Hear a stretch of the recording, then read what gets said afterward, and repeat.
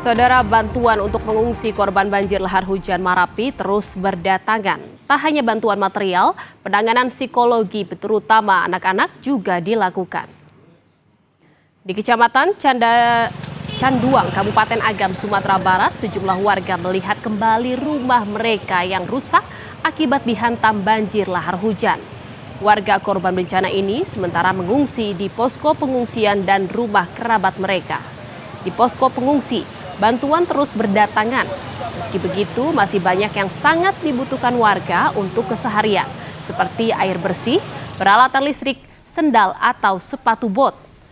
Selain itu, pemulihan trauma bagi anak-anak juga dilakukan untuk menghibur mereka di posko pengungsian.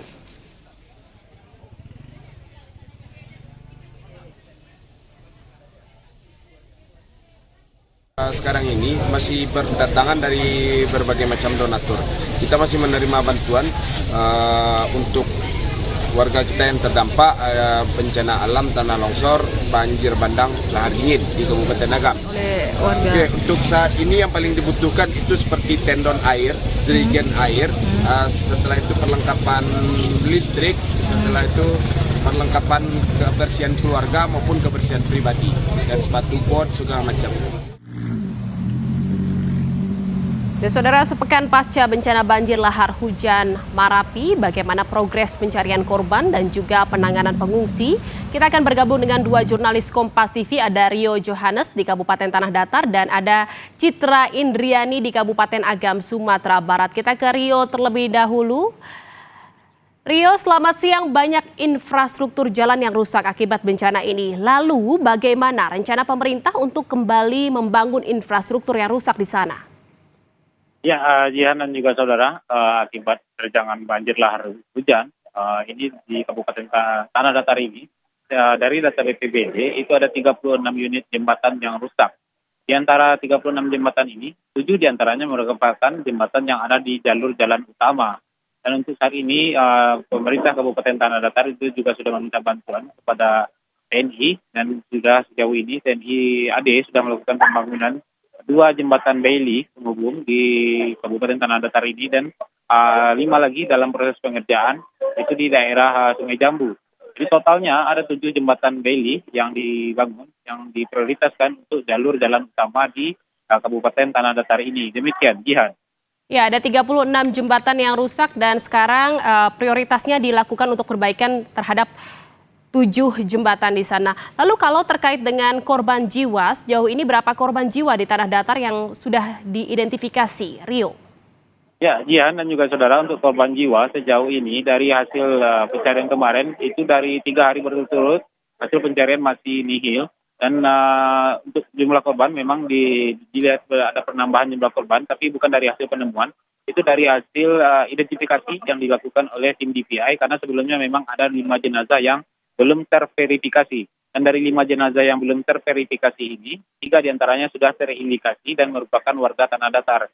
Dengan jumlah 3 yang teridentifikasi ini, jadinya jumlah korban yang ada di Kabupaten Tanah Datar ini bertambah menjadi 32 orang. Dan untuk saat ini masih ada 11 orang lagi yang masih dalam proses pencarian dan dinyatakan hilang. Dan dalam pencarian ini, tim SAR gabungan sudah membagi tim pencari itu di 9 sektor pencarian. Dan area pencarian juga diperluas hingga ke Kabupaten Sijunjung dan beberapa titik daerah kawasan yang berbatasan dengan provinsi tetangga, yaitu Provinsi Riau. Demikian, Jihan. Ya, total saat ini di Kabupaten Tanah Datar ada 32 orang yang meninggal dunia dan 11 orang hilang dan kini masih dalam pencarian. Dari Rio kita ke Citra di Kabupaten Agam, Sumatera Barat. Citra, pencarian korban memasuki hari ke-8. Masih berapa korban yang saat ini dicari oleh tim dan apa kendala yang dihadapi di lapangan? Citra. Jihan dan juga saudara, hingga saat ini korban yang masih hilang atau dilakukan pencarian sebanyak 1 orang atas nama Sahar berusia 60 tahun di Kabupaten Agam. Sedangkan korban yang telah berhasil ditemukan dalam kondisi meninggal dunia sebanyak 23 orang. Untuk fokus pencarian dilakukan di Jorong Galuang, Kecamatan Sungai Pua, Kabupaten Agam, Sumatera Barat, dengan dibantu oleh anjing pelacak serta sejumlah alat berat untuk membersihkan material sisa banjir lahar yang terjadi pada Sabtu lalu.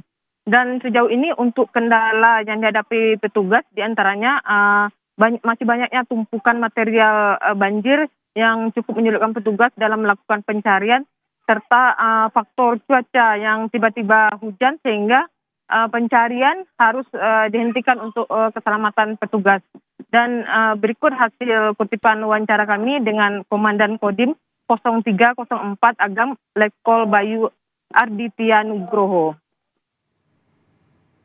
Yang jelas untuk kendala karena memang ini banjir bandang ya Mbak ya. Banjir bandang di sini khusus yang di titik Sungai Puar dengan Bukit Batabuah ini membawa material lahar dingin. Artinya beberapa jenazah terakhir yang kemarin kita temukan itu posisinya tertimbun dari material lahar dingin. Jadi ada di tumpukan kayu, kemudian di bawahnya ada timbunan material tanah pasir dari lahar dingin, sehingga mungkin itu yang kira-kira agak menyulitkan. Dan hari ini juga sudah 4 hari ke belakang kita tambahkan alat berat di lokasi di mana satu orang belum ditemukan itu. Harapannya untuk mempercepat proses pencarian yang dilaksanakan oleh tim gabungan baik TNI, Polri maupun Basarnas. Ya, sedangkan untuk mengenai kapan akan dilakukan sampai kapan akan dilakukan pencarian korban ini, petugas masih memprioritaskan pencarian hingga masa tanggap darurat berakhir pada 25 Mei 2024 mendatang. Namun belum ada kepastian apakah pencarian akan dihentikan atau akan tetap dilanjutkan hingga masa tanggap darurat tersebut berakhir. Jihan.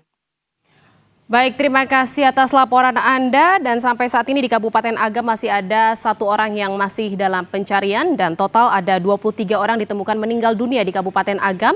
Dan juga kendala faktor cuaca menjadi kendala dalam proses pencarian dan evakuasi para korban di Kabupaten Agam. Terima kasih jurnalis Kompas TV, ada Citra Indriani di Kabupaten Agam dan sebelumnya juga ada Rio Johannes di Tanah Datar, Sumatera Barat. Terima kasih rekan-rekan, selamat bertugas kembali.